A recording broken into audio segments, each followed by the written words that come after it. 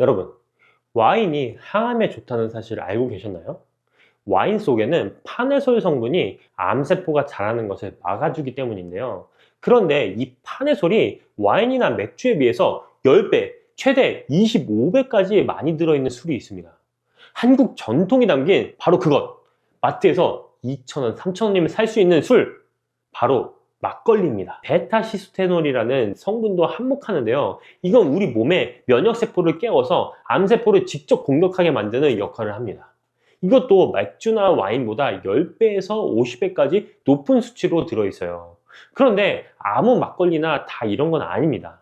어떤 막걸리를 골라야 하는지, 어떻게 마셔야 제대로 효과를 보는지 이 부분이 정말 중요해요. 사실 막걸리라고 하면 좀 꺼려지시는 분들이 계세요. 그래서 나이가 드니까 건강 생각해서 술을 줄이시는 분들도 많고, 차라리 와인이 몸에 낫다고 해서 와인으로 바꾸시는 분들도 계시거든요. 근데 정작 항암 성분은 막걸리가 와인보다 훨씬 많다는 사실은 모르고 계신 거예요. 나이가 들면 들수록 암에 대한 걱정은 자연스럽게 커집니다. 국가 암 등록 통계를 보면 50대 이후부터 암 발생률이 급격하게 올라가거든요. 면역력이 떨어지는 시기에 암세포가 활발해지기 때문입니다. 이때 면역력을 어떻게 관리하느냐가 정말 중요합니다. 근데 많이들 이 부분을 잘못 알고 계세요. 막걸리가 몸에 좋다고? 내가 마셔봐서 아는데 그거 머리 아픈 술이야. 이렇게 생각하시는 데는 사실 이유가 있습니다. 1960년대, 70년대 이야기입니다. 그때는 쌀이 귀했어요. 정부에서 쌀로 술 만드는 걸 금지했기 때문인데요. 밀가루로 막걸리를 만들었는데 지금의 막걸리는 그때와는 완전히 다릅니다. 쌀로 정성껏 빚고 위생적으로 관리되고 건강 발효식품에 가깝다고 봐야 돼요. 그리고 한 가지 더 말씀드리고 싶은 게 있는데요. 암이라는 게 어느 날 갑자기 생기는 병이 아닙니다. 우리 몸 안에서는 매일 수천 개의 비정상세포가 만들어지고 있어요. 건강할 때는 면역세포가 이걸 알아서 잡아주는데 면역력이 떨어지면 하나, 둘 놓치기 시작하는 거예요. 그렇게 쌓이고 쌓여서 결국 암이 되는 겁니다. 그래서 평소에 면역력을 챙기는 게 이렇게까지 중요한 건데, 많은 분들이 나는 아직 괜찮겠지 하면서 그냥 넘어가시거든요. 지금 안 챙기면 5년 뒤, 10년 뒤에 몸 상태는 분명 달라질 수 있습니다. 자, 그렇다면 막걸리를 마시면 우리 몸에 어떤 변화가 생길까요? 그 답은 막걸리 안에 들어있는 성분을 보면 알 수 있습니다. 자, 첫 번째는 아까 말씀드린 파네솔입니다. 파네솔은 막걸리가 발효되는 과정에서 자연스럽게 만들어지는 향기 성분이에요. 이 성분이 놀라운 게 암세포한테만 골라서 너 더 이상 잘하지 마 라고 브레이크를 걸어줍니다. 전문 용어로는 암세포의 세포 주기를 멈추게 한다고 하는데요. 쉽게 말하면 암세포가 분열해서 퍼져나가는 걸 막아주는 거예요. 여기서 끝이 아닙니다. 파네솔은 암세포를 스스로 죽게 만드는 아포토시스라는 과정도 촉진합니다. 정상적인 세포는 수명이 닿으면 알아서 사라지는데 암세포는 이걸 무시하고 계속 살아남으려 합니다. 파네솔이 바로 이 암세포의 꼼수를 차단해주는 역할을 하는 겁니다. 자, 두 번째, 베타시토스테롤입니다. 식물성 스테롤이라고 하는 건강한 기름 성분인데요. 우리 몸의 면역세포를 활성화시켜서 암세포를 직접 공격하도록 만들어줍니다. 특히 유방암, 전립선암, 대장암 같은 암종에 대해서 효과가 있다는 연구가 여러 발표됐어요. 게다가 만성염증을 억제하는 효과까지 있는데, 만성염증이라는 게 사실 암이 자라는 토양이거든요. 그 토양 자체를 메마르게 만들어주는 셈이죠. 자, 세 번째, 스쿠알렌입니다. 이건 원래 상어 간유에서 추출하는 걸로 유명한 성분인데 막걸리 침전물 속에서도 들어있어요. 세균이나 암세포를 잡아내는 면역 기능을 강화해주는 역할을 합니다. 여기까지가 항암 성분 이야기고요. 막걸리의 진짜 무서운 저력은 따로 있습니다. 생막걸리 한 병에는 유산균이 약 700억에서 800억 마리가 살아있어요. 이게 어느 정도 양이냐면 편의점에서 파는 작은 요구르트 있잖아요. 그 요구르트를 100병에서 120병을 마셔야 막걸리 한 병의 유산균 양을 따라잡을 수 있습니다. 우리 몸 면역세포의 70% 이상이 장에 모여 있다는 거 아시죠? 장이 건강해야 면역력이 올라가고 면역력이 올라가야 암을 이길 수 있는 건데, 막걸리가 바로 이 장 건강을 확실하게 챙겨주는 겁니다. 식이섬유도 빼놓을 수 없어요. 막걸리 한 병에 식이섬유가 약 15g이 들어있는데 이건 사과 4개, 5개를 한꺼번에 먹는 것과 비슷한 양이에요. 식이섬유가 장 운동을 도와서 변비를 예방해주고 장 속에서 콜레스테롤 흡수를 막아주는 역할까지 하니까 장 건강 하나만 놓고 봐도 막걸리는 정말 대단한 발효식품인 겁니다. 거기다가 발효 과정에서 아미노산도 풍부하게 만들어지는데요. 우리 몸에 꼭 필요한 필수 아미노산 8가지 중에 7가지가 막걸리 안에 들어있습니다. 단백질 함량도 청주, 맥주, 소주에 비하면 훨씬 높은 편이에요. 소주는 단백질이 아예 제로거든요. 이래서 막걸리를 그냥 술이라고 부르기 정말 아까운 겁니다. 자, 가장 먼저 달라지는 게 장이에요. 유산균이 장까지 내려가면서 유익균을 늘려주니까 아침에 화장실 가는 게 한결 편해지셨다는 분들이 많아요. 변비 때문에 고생하시던 분들이 막걸리 한 잔 하고 나면 다음날 아침이 다르다고 하시는 게 바로 이 유산균과 식이섬유 덕분입니다. 그 다음으로 피부가 달라집니다.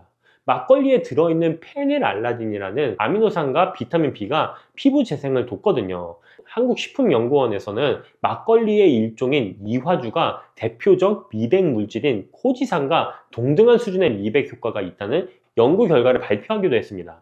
옛날 어르신들이 막걸리로 세수하면 피부가 고와진다고 하셨던 게 그냥 속설이 아니었던 거예요. 피로 회복도 빼놓을 수가 없는데요. 막걸리에는 비타민 B군과 유기산이 풍부해서 신진대사를 촉진하고 피로를 풀어주는데 도움이 됩니다. 막걸리의 새콤한 맛을 내는 유기산이 갈증도 해소하고 몸속 에너지 회전도 돕는 거예요.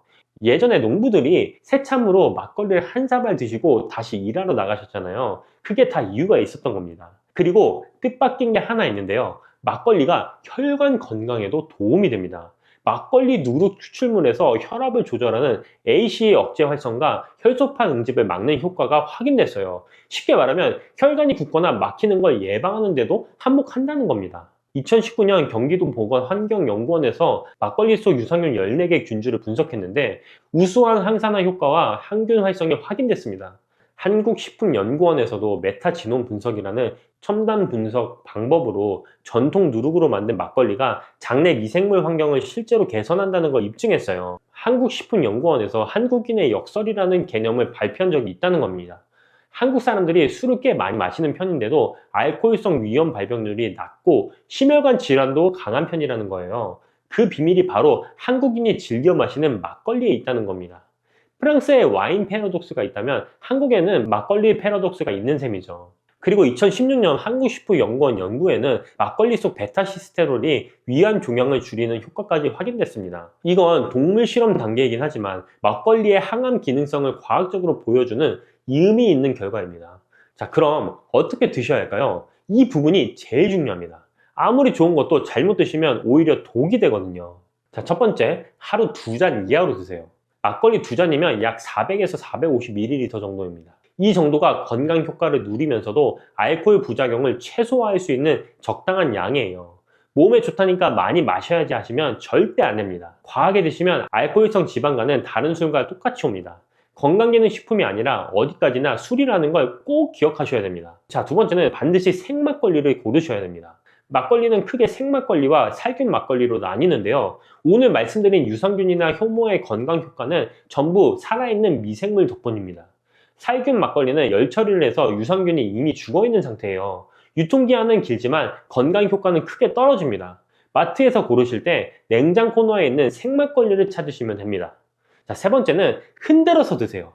가끔 깔끔하게 드시고 싶다고 흔들지 않고 맑은 부분만 드시는 분이 있는데 막걸리병 아래쪽에 하얗게 가라앉은 침전물 보이시죠? 그 침전물 속에 파네솔, 베타시토스테롤, 스쿠알렌 같은 항암 성분과 유산균 식이섬유가 집중적으로 들어있습니다. 윗물만 따라 마시면 좋은 성분의 절반을 버리는 거예요. 드시기 전에 병을 충분히 흔들어서 침전물이 골고루 섞이도록 한 다음에 드시는 게 가장 좋습니다. 자, 네 번째는 성분표를 꼭 확인하세요. 아스파탈이나 액상 과당 같은 인공 감미료가 들어간 막걸리는 피하시는 게 좋습니다. 쌀로만 자연 단맛을 낸 무감미료 막걸리가 가장 좋고요. 지역 농업법인에서 만든 전통주 분류 막걸리를 인터넷으로 주문할 수 있으니까 한번 찾아보시면 좋겠습니다. 막걸리 하면 녹두전인데 막걸리와 녹두전은 환상의 조합입니다. 녹두에는 필수 아미노산과 불포화 지방산이 풍부하고 동의보감에서도 녹두는 모든 독을 해독한다고 기록했을 정도로 해독작용이 뛰어나요. 술독을 중화하면서 오장을 보호해주니까 막걸리 안주로는 이만한 게 없는 겁니다. 숙취가 걱정이시라면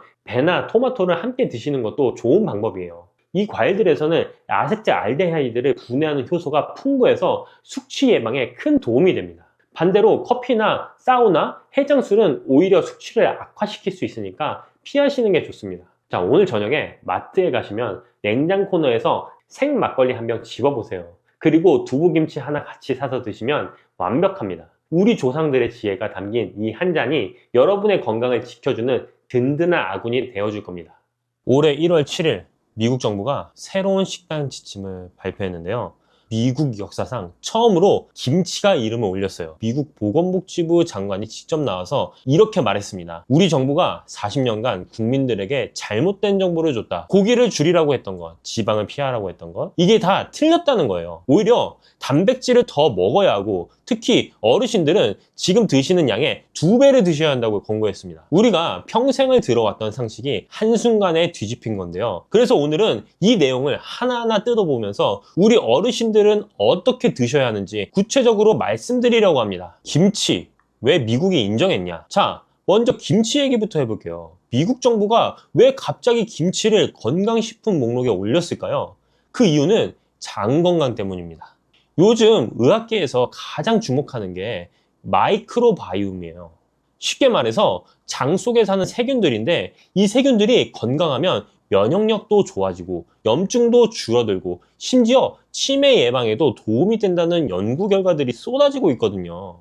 그런데 김치가 이 장 건강에 아주 좋습니다. 세계 김치 연구소 자료를 보면요, 김치 속 유산균 수가 발효 초기에는 그램당 10만 개 정도예요. 그런데 잘 익으면 그램당 1억 개 이상으로 늘어납니다.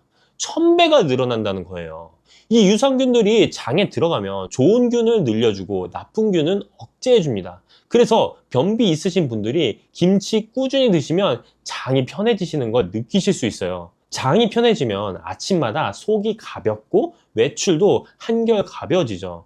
근데 여기서 중요한 게 있어요. 김치라고 다 같은 김치가 아닙니다. 유산균 효과를 제대로 보시려면 익은 김치를 드셔야 돼요. 갓 담근 김치는 아직 유산균이 충분히 안 자랐어요. 일주일에서 열흘 정도 익힌 김치가 가장 좋습니다. 그리고 양 조절도 필요해요. 김치가 아무리 좋아도 많이 드시면 나트륨 때문에 문제가 될 수 있습니다. 전문가들은 한 번에 40g에서 60g 정도가 적당하다고 해요. 밥숟가락으로 2~3숟가락 정도입니다.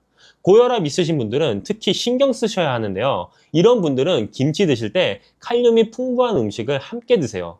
바나나, 김치, 감자, 토마토 같은 거요. 칼륨이 나트륨 배출을 도와주니까 김치의 좋은 점은 취하면서 나트륨 걱정은 줄일 수 있습니다. 김치찌개보다는 그냥 김치로 드시는 게 낫고요. 찌개로 끓이면 국물까지 드시게 되니까 나트륨 섭취가 확 늘어나거든요. 이번엔 지침에서 가장 크게 바뀐 부분을 말씀드릴게요. 바로 단백질입니다.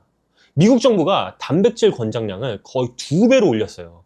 기존에는 체중 1kg당 0.8g이 있었는데 이번에 1.2g에서 1.6g으로 늘린 겁니다. 60kg 어르신 기준으로 하면요, 예전에는 하루에 48g 정도면 되는데 이제는 72g에서 96g까지 드셔야 한다는 얘기예요. 단백질 왜 2배로 늘렸을까요? 나이가 들면 같은 양의 단백질을 먹어도 근육으로 만들어지는 효율이 떨어집니다. 젊었을 때는 고기 한 점이 바로 근육이 됐는데 나이 들면 같은 고기 한 점을 먹어도 근육이 되는 양이 줄어드는 거예요. 그래서 더 많이 드셔야 예전만큼 근육을 유지할 수 있습니다. 근육이 왜 중요하냐고요? 우리나라 65세 이상 어르신 중 절반 가까이가 근감소증 위험군이라는 조사 결과가 있어요.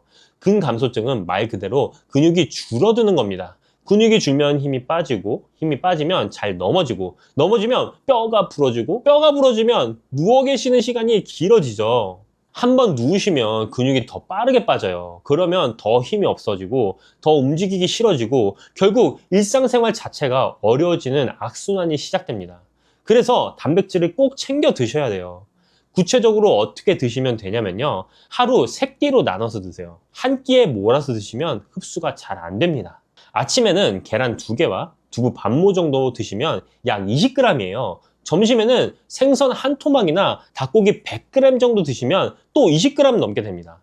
저녁에는 소고기나 돼지고기 한 줌 정도 드시면 되고요. 여기서 중요한 팁 하나 알려드릴게요. 단백질은 밥보다 먼저 드세요. 밥을 먼저 드시면 배가 불러서 고기나 생선을 덜 드시게 되거든요. 반찬을 먼저 드시고 그 다음에 밥을 드시는 습관을 들이시면 자연스럽게 단백질 섭취가 늘어납니다. 자, 여기서 많은 분들이 궁금해하실 부분이 있어요. 그러면 고기 많이 먹어도 되는 거야? 이번 지침서에서 미국 정부가 이렇게 말했거든요. 그동안 탄수화물 섭취를 늘리기 위해 단백질을 악마화했다. 단백질과 건강한 지방은 우리 몸에 꼭 필요한 영양소다. 소고기, 돼지고기 같은 붉은 고기도 재평가됐어요. 예전에는 심장병 원인이라고 해서 제한받았었는데 이제 전면 허용된 겁니다. 근데요, 여기서 조심하셔야 할 게 있습니다. 고기 많이 먹어도 된다는 말만 믿고 마음껏 드시면 큰일 나요. 사실 이번 지침에 대해 전문가들 사이에서도 의견이 엇갈립니다. 스탠퍼드 대학의 크리스토퍼 가드너 교수는 이렇게 비판했어요. 붉은 고기를 피라미드 맨 위에 올려놓는 건 수십 년간의 연구 결과에 반하는 것이다. 미국 심장협회에도 우려를 표명했고요. 붉은 고기 섭취 권고가 의도치 않게 포화지방 섭취를 늘려서 심혈관 질환 위험을 높일 수 있다고 했습니다. 실제로 붉은 고기를 과하게 드시면 심장병이나 대장암 위험이 높아진다는 연구 결과들이 여전히 있거든요. 그래서 균형이 중요합니다. 붉은 고기를 드실 때는 이렇게 하세요. 첫 번째, 기름기 적은 부위를 선택하세요. 삼겹살처럼 기름이 많은 부위보다는 안심, 등심, 앞다리살이 낫습니다. 둘째, 조리법을 바꾸세요. 튀기거나 굽기보다는 삶거나 찌는 게 좋아요. 굽더라도 기름이 빠지도록 석쇠에서 굽는 게 낫고요. 셋째, 채소를 2배로 함께 드세요. 채소의 식이섬유가 콜레스테롤 흡수를 줄여주는 역할을 합니다. 브로콜리, 시금치, 양배추 같은 채소가 특히 좋아요. 넷째, 빈도를 조절하세요. 일주일에 붉은 고기는 2~3번 정도로 하시고 나머지는 생선이나 닭고기, 콩류로 단백질을 채우시는 게 좋습니다. 콜레스테롤 수치가 높으신 분들은 불고기 대신 등푸른 생선을 더 자주 드세요.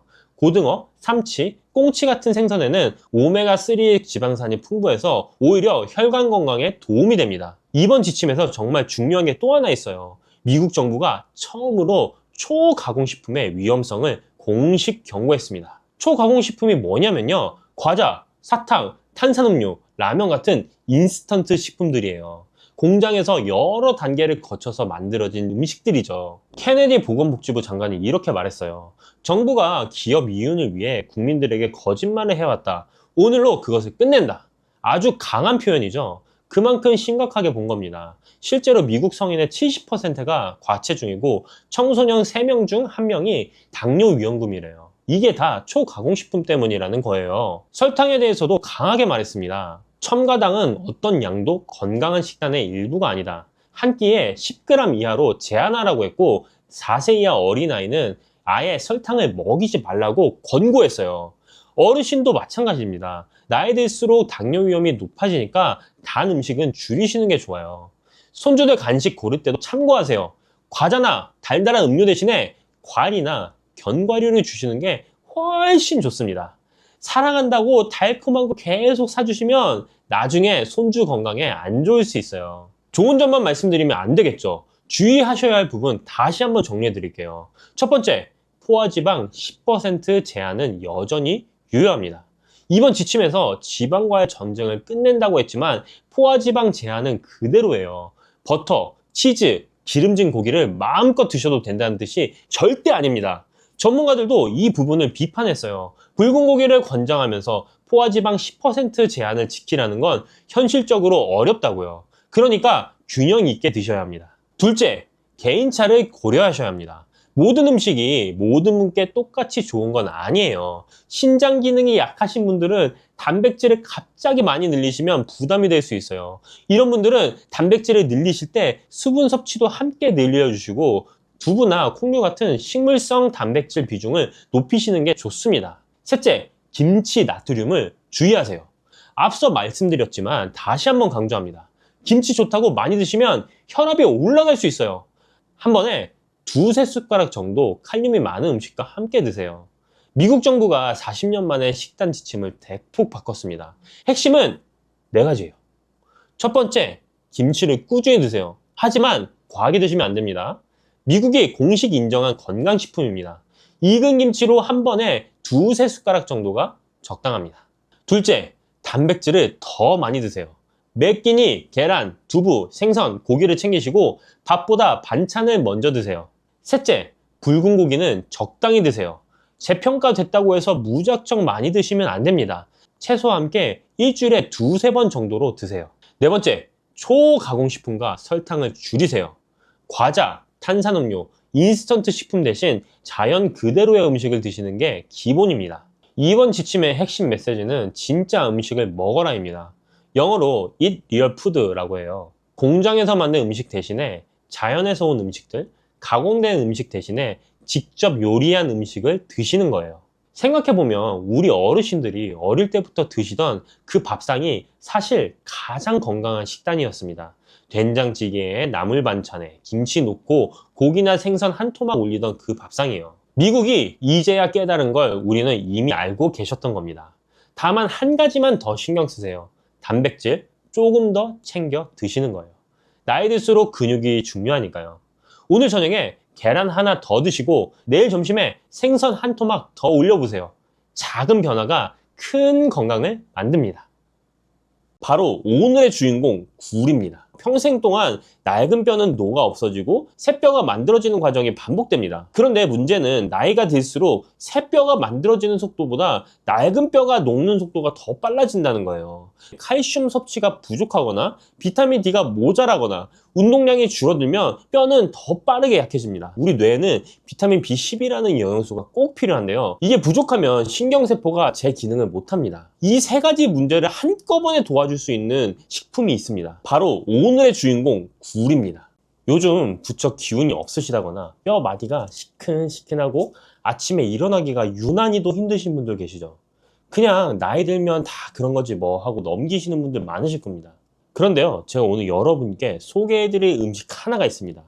옛날 우리 어머니들이 겨울만 되면 꼭 챙겨 드시던 음식인데요.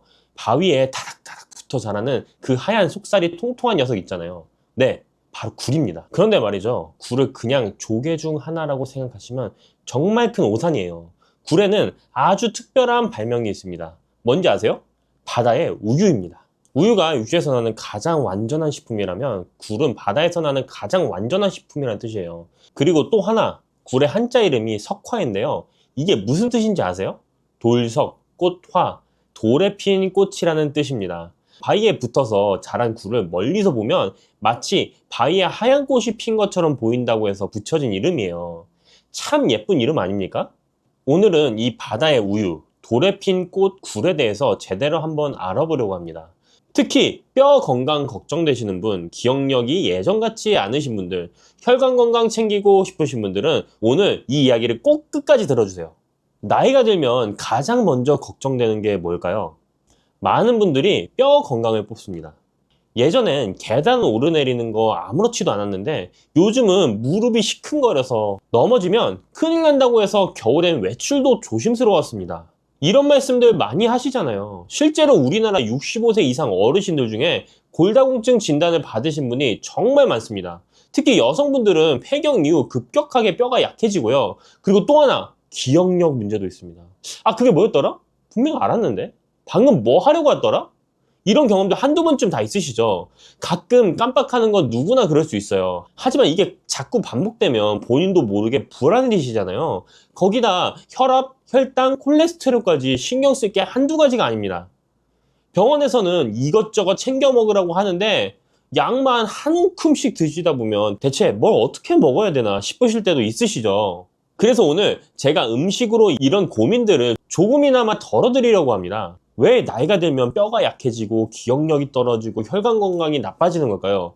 먼저 뼈 이야기부터 해볼게요. 뼈는 살아있는 조직이에요. 평생 동안 낡은 뼈는 녹아 없어지고 새 뼈가 만들어지는 과정이 반복됩니다. 그런데 문제는 나이가 들수록 새 뼈가 만들어지는 속도보다 낡은 뼈가 녹는 속도가 더 빨라진다는 거예요. 마치 월급은 그대로인데 지출만 늘어나는 것처럼요.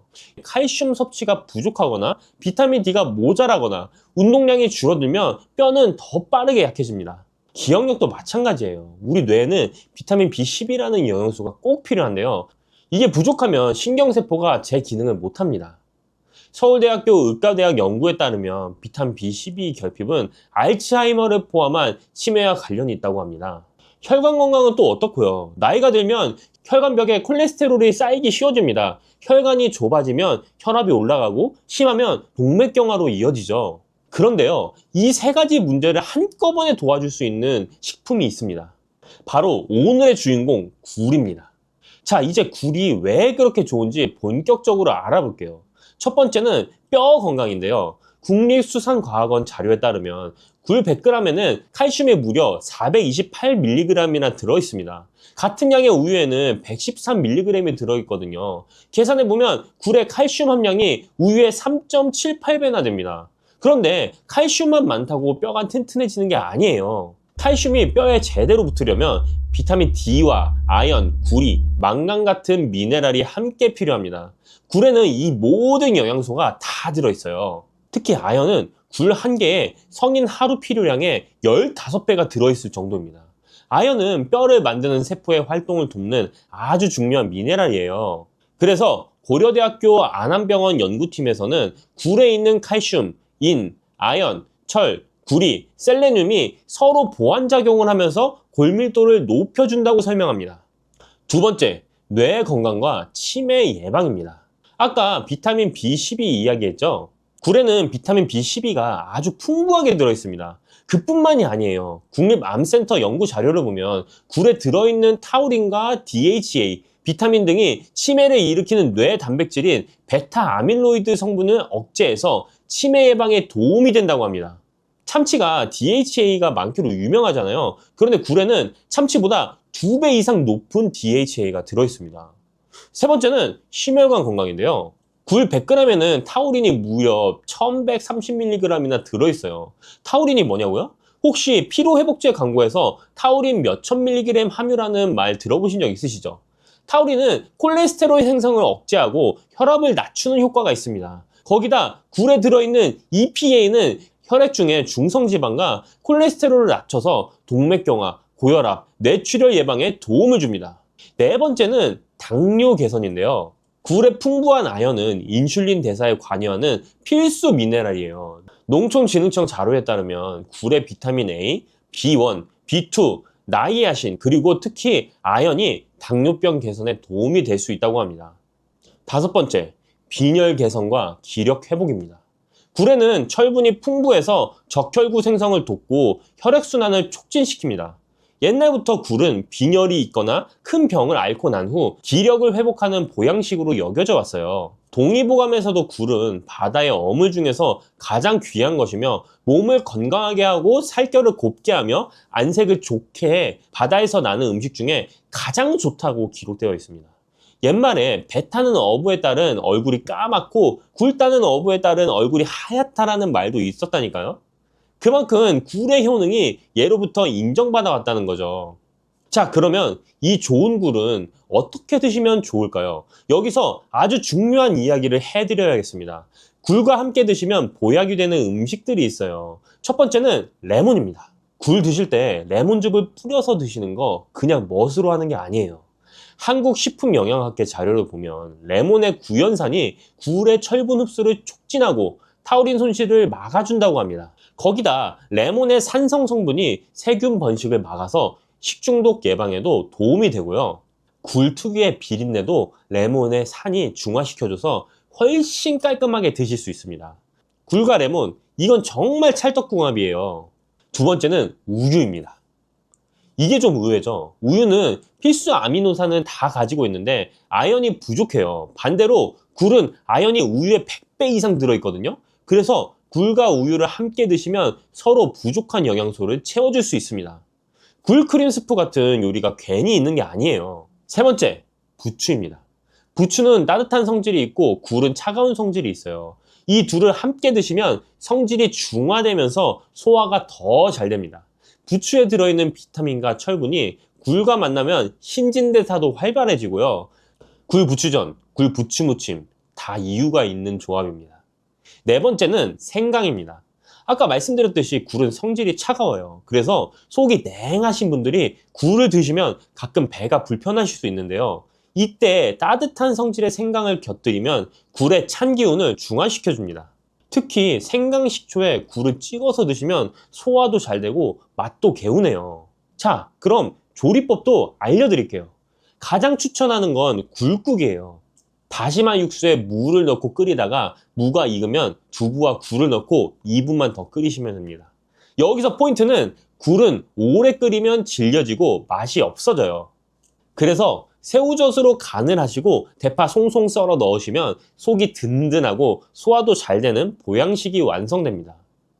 굴밥도 좋아요. 자, 밥이 거의 다 됐을 때 굴을 올려서 뚜껑 덮고 뜸만 들이시면 돼요.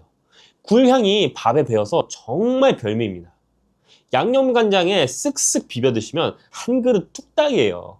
치아가 불편하신 분들은 굴죽을 드셔보세요.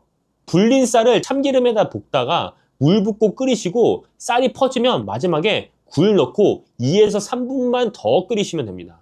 부드럽고 소화도 잘 되고 영양은 꽉 찬 보양죽이 완성돼요. 섭취량은 일주일에 2번에서 3번, 한 번에 100g 정도가 적당합니다. 자, 여기까지 굴의 좋은 점을 말씀드렸는데요. 이렇게 좋은 굴도 주의하셔야 할 점이 있습니다. 이 부분은 정말 중요하니까 잘 들어주세요. 첫 번째, 생굴 섭취는 조심하셔야 됩니다. 굴은 역시 생으로 먹어야 제맛이지 라고 생각하시는 분들 많으시죠? 그런데요, 특히 어르신들은 생굴보다는 익혀서 드시는 게 훨씬 안전합니다. 왜냐하면 겨울철에는 노로바이러스라는 게 있거든요. 식품의약품 안전처 통계를 보면 최근 5년간 노로바이러스 식중독이 243건 발생했는데 그 중에 49%가 12월부터 2월 사이 겨울철에 집중됐습니다. 굴은 바닷물을 여과하면서 자라는데 그 과정에서 바이러스가 농축될 수 있어요. 하지만 걱정하지 마세요. 노로바이러스는 85도에서 1분 이상 가열하면 완전히 사멸합니다.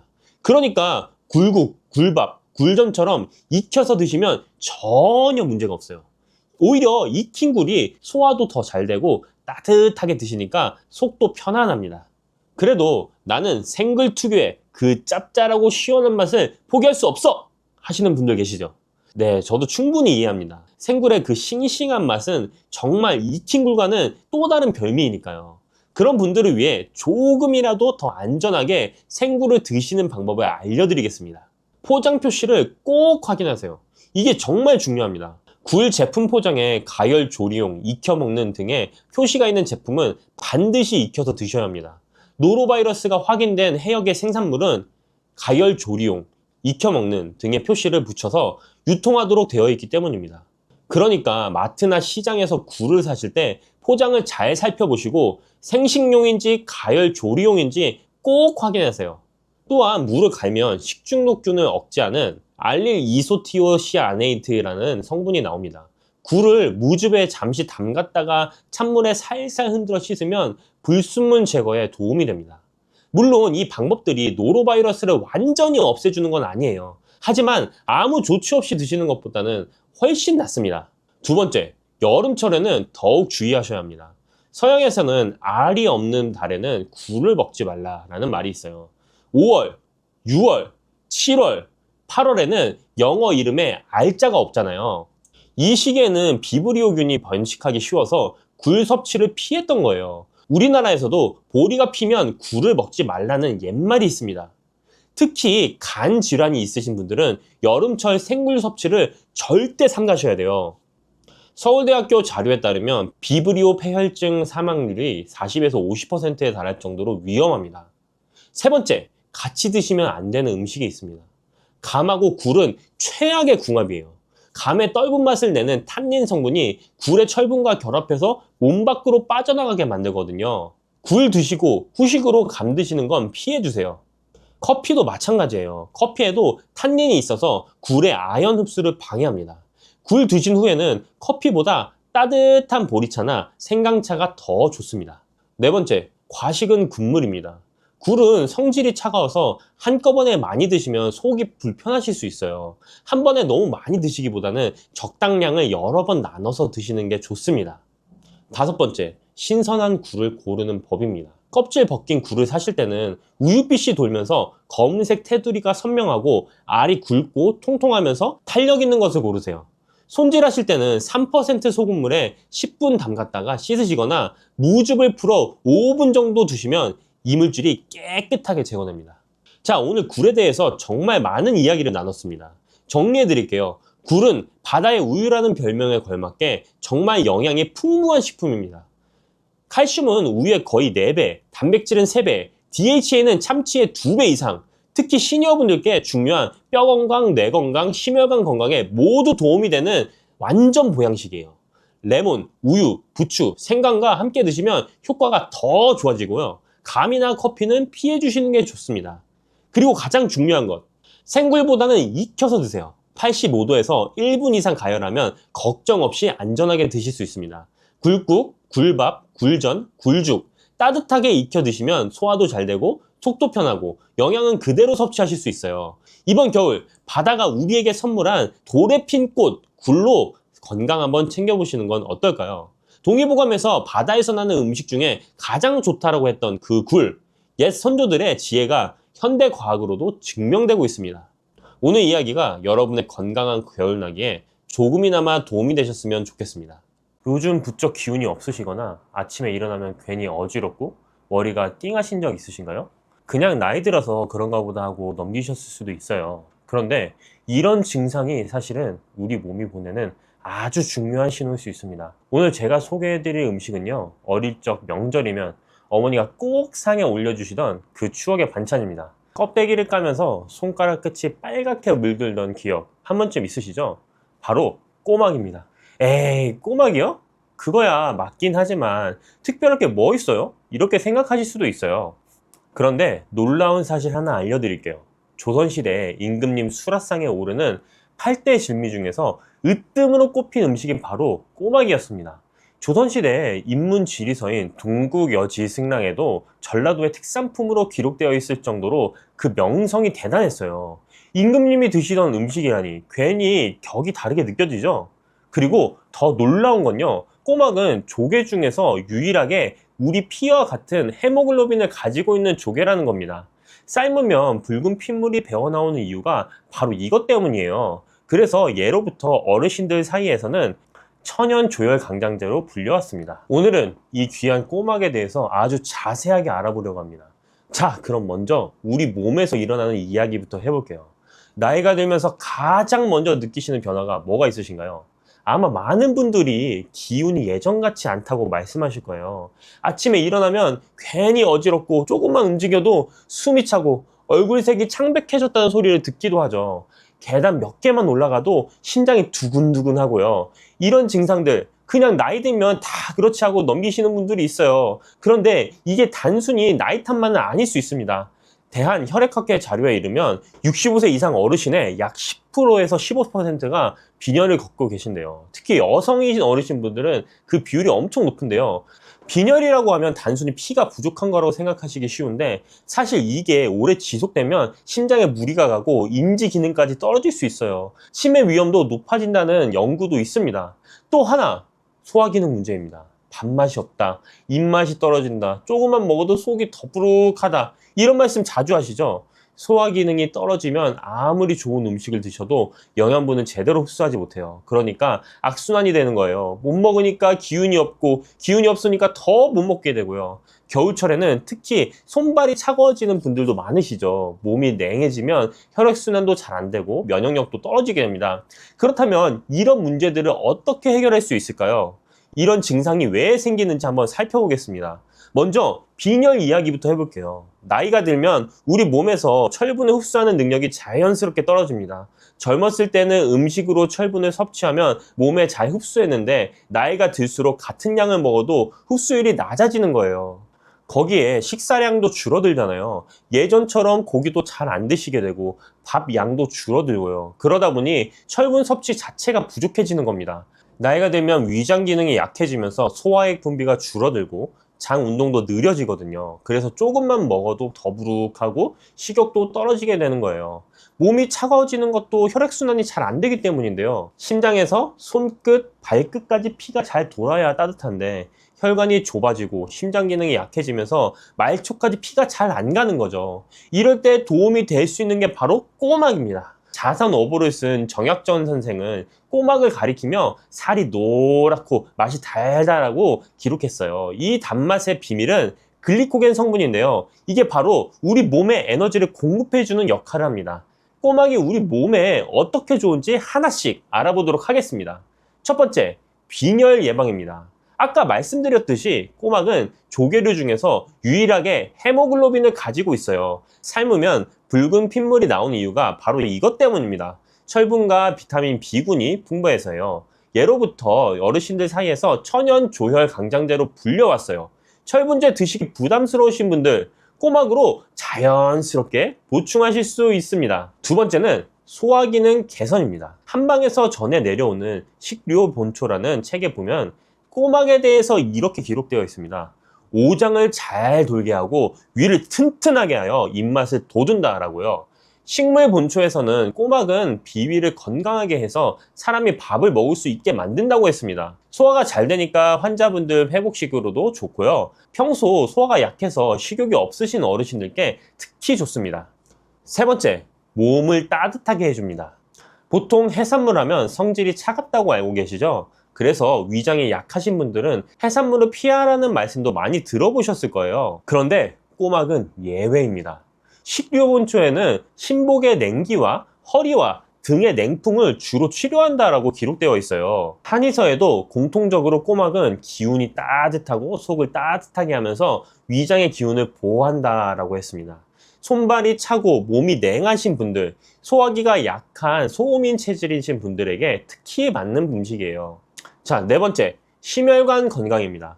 꼬막에는 타우린이라는 성분이 풍부하게 들어있어요. 타우린은 아미노산의 일종인데요. 간 기능을 활성화시키고 피로를 해소해주고 뇌졸중이나 심혈관 질환 예방에 도움을 줍니다. 혈중 콜레스테롤 수치를 낮춰주고 담석을 녹이는 데도 효과가 있다고 해요. 또 베타인이라는 성분도 있는데 이건 심장 기능 향상에 도움을 줍니다. 다섯 번째, 뼈 건강입니다. 꼬막에는 칼슘과 인이 풍부하게 들어있어요. 골다공증 위험이 높은 어르신들께 아주 중요한 요소죠. 재밌는 민간요법 하나 알려드릴게요. 꼬막 껍질을 불에 달궈서 식초에 담가두면 천연 칼슘 식초가 만들어져요. 식초와 껍질 비율을 10대 1로 해서 일주일 정도 담가주셨다가 맑은 물만 걸러내서 조금씩 드시면 됩니다. 여섯 번째, 다이어트에도 좋습니다. 나이 들어서 무슨 다이어트야 라고 하실 수 있는데요. 적정 체중을 유지하는 건 건강을 위해서도 중요합니다. 꼬막은 단백질 함량이 14%예요. 전복이 12.9%인데 그보다 높습니다. 100g당 81칼로리밖에 안 되고 지방도 1g 정도로 아주 낮아요. 포만감은 높으면서 칼로리 섭취는 적으니까 체중 관리에 딱이죠. 이 외에도 비타민 B12는 적혈구 생성과 신경계 기능 유지에 필수적이고요. 셀레늄은 항산화 작용을 해서 활성산소를 줄여줍니다. 아연은 면역력을 강화해주고요. 정말 보약이 따로 없죠. 자, 이렇게 좋은 꼬막 어떻게 드셔야 제대로 효과를 보실 수 있을까요? 먼저 궁합이 좋은 음식들부터 차례로 알려드릴게요. 첫 번째는 마늘입니다. 꼬막하고 마늘은 최고의 파트너예요. 마늘에 있는 알리신 성분이 꼬막의 비타민 B1과 만나면 알리티아민이라는 물질이 만들어집니다. 이게 기력 회복과 피로 해소에 아주 탁월해요. 게다가 마늘이 꼬막의 비릿한 향도 잡아주니까 일석이조죠. 자, 두 번째는 부추입니다. 부추는 따뜻한 성질을 가진 채소예요. 꼬막이 따뜻한 성질이긴 하지만 부추와 함께 드시면 더욱 균형 잡힌 섭취가 됩니다. 부추에는 비타민 A와 칼슘도 풍부해서 영양 흡수를 돕고 면역력 향상과 혈액순환 개선에도 좋아요. 삶은 꼬막에 부추를 함께 묻혀서 반찬으로 드시면 맛도 좋고 영양도 좋습니다. 자, 세 번째는 초고추장이에요. 초고추장의 신맛이 꼬막의 담백한 맛을 더 돋보이게 해주고요. 비타민 C가 단백질 흡수율을 높여줍니다. 간단하게 삶은 꼬막에 초고추장을 찍어 드시는 게 가장 맛있는 방법이에요. 이제 꼬막 삶는 방법도 알려드릴게요. 먼저 세척을 해야 돼요. 굵은 소금을 뿌리고 껍질끼리 부딪혀 바지락 문질러 씻으세요. 4, 5번 반복해서 깨끗한 물이 나올 때까지요. 그 다음에는 해감입니다. 물 1리터당 소금 2큰술 비율로 바닷물 농도의 소금물을 만드세요. 여기에 스테인리스 숟가락을 함께 넣으시면 화학적용으로 해감 효과가 좋아져요. 검은 봉지로 빛을 차단하고 1~2시간 정도 해감하시면 됩니다. 삶는 게 가장 중요해요. 여기 핵심 비법이 있어요. 물을 넉넉히 넣고 팔팔 끓인 다음에 찬물 1컵을 부어서 온도를 낮추세요. 이게 핵심입니다. 그 상태에서 꼬막을 넣고 한 방향으로 저어주세요. 이렇게 하면 살이 한쪽에 붙어서 까기가 쉬워져요. 꼬막 잎이 5에서 10% 정도 벌어지면 바로 불을 끄세요. 삶는 시간은 3분에서 4분이면 충분합니다. 절대 오래 삶으시면 안 돼요. 살이 질겨지고 영양분도 빠져나갑니다. 껍질 까실 때는요, 꼬막 뒷부분 궁둥이라고 하죠. 거기에 숟가락을 대고 지렛대 원리로 비트면 쉽게 열립니다. 적정 섭취량은 한 번에 10개 정도가 좋고요. 일주일에 2-3번 드시면 적당합니다. 자, 이렇게 좋은 꼬막이지만 몇 가지 조심하셔야 할 부분이 있습니다. 먼저 함께 드시면 안 되는 음식부터 말씀드리겠습니다. 첫 번째, 우유나 치즈 같은 유제품입니다. 유제품이 꼬막의 철분 흡수를 방해할 수 있어요. 꼬막 드시고 바로 우유 드시거나 치즈 드시면 꼬막의 철분 효과를 제대로 못 보시는 거예요. 꼬막 드시고 1-2시간 후에 유제품을 드시는 게 좋습니다. 두 번째는 삼겹살 같은 고지방 육류예요. 고지방 육류와 꼬막을 함께 드시면 소화에 부담이 됩니다. 단백질을 보충하고 싶으시면 닭가슴살이나 두부 같은 저지방 단백질과 함께 드세요. 자, 세 번째는 커피나 녹차, 홍차입니다. 식후에 바로 커피나 차를 드시면 철분과 칼슘 흡수를 방해해요. 적어도 30분에서 1시간 후에 드시는 게 좋습니다. 과식도 조심하셔야 됩니다. 본초 강목에 보면요, 구워 먹으면 사람에게 도움이 되나 과하면 기를 옹색하게 한다고 기록되어 있어요. 기를 막히게 한다는 의미입니다. 비만이시거나 열이 많으신 체질이시면 특히 적당히 즐기셔야 돼요. 조개류 알레르기가 있으신 분들은 꼬막을 피하셔야 합니다. 두드러기, 가려움증, 발진, 구토, 설사, 복통, 호흡곤란 같은 증상이 나타나면 바로 섭취를 중단하시고요. 심한 경우는 응급실로 가셔야 합니다. 그리고 가장 중요한 주의사항, 노로바이러스입니다. 식중독하면 여름을 떠올리시죠? 그런데 노로바이러스는 오히려 겨울에 더 많이 발생해요. 꼬막, 굴, 조개 같은 어패류가 주요 원인입니다. 질병관리청 자료에 따르면 2024년 한 해 동안 한국에서 6,762명이 노로바이러스에 감염됐어요. 노로바이러스의 무서운 점은요, 영하 20도에서도 생존한다는 겁니다. 냉동고에 넣어둬도 죽지 않아요. 게다가 단 10개의 입자로도 감염될 정도로 전염력이 강합니다. 감염되면 갑작스러운 설사, 구토, 복통, 오한, 발열이 나타나요. 대부분 2에서 3일 내에 회복되지만 어르신의 경우 탈수 위험이 있어서 더 조심하셔야 합니다. 예방법은 간단해요. 반드시 충분히 익혀 드세요. 중심 온도 85도에서 1분 이상 가열하시면 됩니다. 조리 전후에는 비누로 30초 이상 손을 씻으시고요. 알코올 소독제는 노로바이러스에 효과가 없으니까 반드시 비누로 씻으셔야 합니다. 자, 오늘 꼬막에 대해 아주 자세하게 알아봤는데요. 정리 한번 해보겠습니다. 꼬막은 조선시대 임금님 수라상에 오르던 8대 진미 중 하나였습니다. 조개류 중 유일하게 헤모글로빈을 가지고 있어서 빈혈 예방에 탁월하고요. 대부분의 해산물과 달리 따뜻한 성질을 가지고 있어서 위장이 약한 어르신들도 부담 없이 드실 수 있어요. 심혈관 건강, 뼈 건강, 소화기능 개선까지 정말 보약이 따로 없죠. 마늘, 부추, 초고추장과 함께 드시면 효과가 배가 되고요. 유제품이나 커피는 1-2시간 간격을 두고 드시면 됩니다. 꼬막 삶을 때는 끓는 물에 찬물 1컵 정도 넣고 온도 낮춘 다음에 넣으시고요. 3에서 4분만 삶으시면 탱글탱글하고 맛있게 드실 수 있습니다. 그리고 잊지 마세요. 겨울철 노로바이러스 예방을 위해 반드시 85도 이상에서 충분히 익혀 드셔야 합니다. 제철은 11월부터 3월까지, 특히 12월에서 2월이 가장 맛있을 때예요. 우리 속담에 이런 말이 있어요. 감기 석달에 입맛이 소태 같아도 꼬막 맛은 변함없다. 그만큼 누구나 좋아하는 맛이라는 뜻이에요. 겨울 바다가 선물한 천연 보약 꼬막, 이번 겨울에는 가족들과 함께 따뜻하게 삶아서 맛있게 드셔보면 어떨까요?